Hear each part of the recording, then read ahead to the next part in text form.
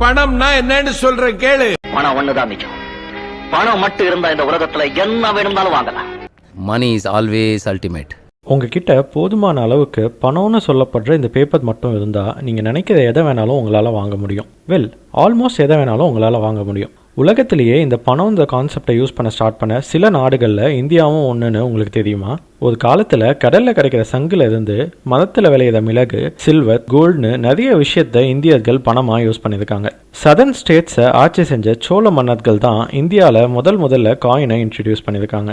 அப்பத்திலிருந்து இப்போ வரைக்கும் பணம் பல வடிவங்களையும் பல மாறுதல்களையும் பார்த்துருக்கு. இன்னைக்கு நம்ம நாட்டோட கரன்சியை நம்ம ருபீஸ்ன்ற பேரை சொல்லி கூப்பிடுறோம். இந்த வீடியோவில் ருபீஸ்ன்னு சொல்லப்படுற இந்தியாவோட கரன்சியை பற்றி பார்க்கலாம். ருபீஸ்ன்ற இந்த பேரு ருப்பையான்னு சொல்லப்படுற சான்ஸ்கிரிட் வார்த்தையிலேருந்து உருவானது. ருப்பையானா சான்ஸ்கிரிட்ல சில்வரில் செய்யப்பட்ட காயின்னு அர்த்தம். 1540-45 காலகட்டத்தில் ஷேத் சா சூரின்னு சொல்லப்படுற இந்த மன்னர் முதல்ல சில்வரை வச்சு செய்யப்பட்ட காயினை அவரோட நாட்டில் இன்ட்ரடியூஸ் பண்ணாரு. அதிலிருந்து கிட்டத்தட்ட 400 வருஷங்களுக்கு அப்புறமா 1949 இந்தியாவோட சுதந்திரத்துக்கு அப்புறமா இந்தியா தன்னோட முதல் கரன்சி நோட்டை பிரிண்ட் பண்ணாங்க.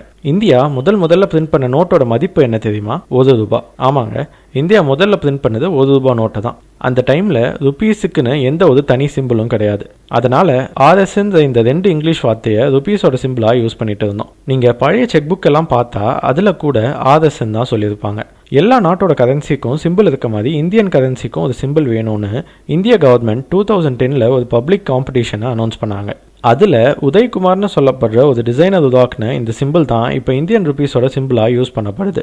இந்த சிம்பிள் ருபீஸில் இருக்க ஆரோட பாதியையும் ருப்பையாவோட ரூவோட பாதியையும் சேர்த்து அது கூட ஒரு எக்ஸ்ட்ரா லைனை ஆட் பண்ணி டிசைன் பண்ணப்பட்டிருக்கு. இந்த 2 பேரலல் லைன் இந்தியாவோட ட்ரை கலர் ஃப்ளாகையும் ஈக்குவாலிட்டியையும் குறிக்குது.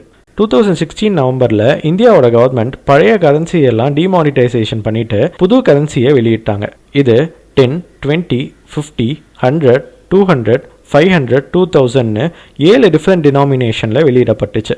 இந்த கரன்சி நோட்லாம் 100% காட்டனை வச்சு உருவாக்கப்படுதான். இந்த நோட்டு நீங்க பாத்தீங்கன்னா அந்த நோட்டோட மதிப்பை 15 மொழிகள்ல நோட்டுக்கு பின்னாடி குறிப்பிட்டிருப்பாங்க.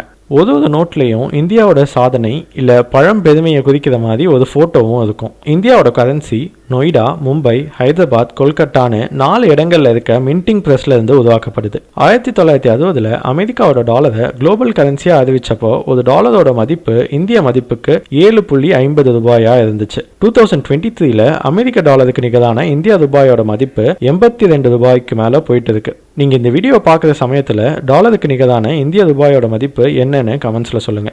இந்த மாதிரி இன்னும் இன்ட்ரெஸ்டிங்கான வீடியோஸ்க்கு டீப் டைவ் தமிழுக்கு சப்ஸ்கிரைப் பண்ணுங்க.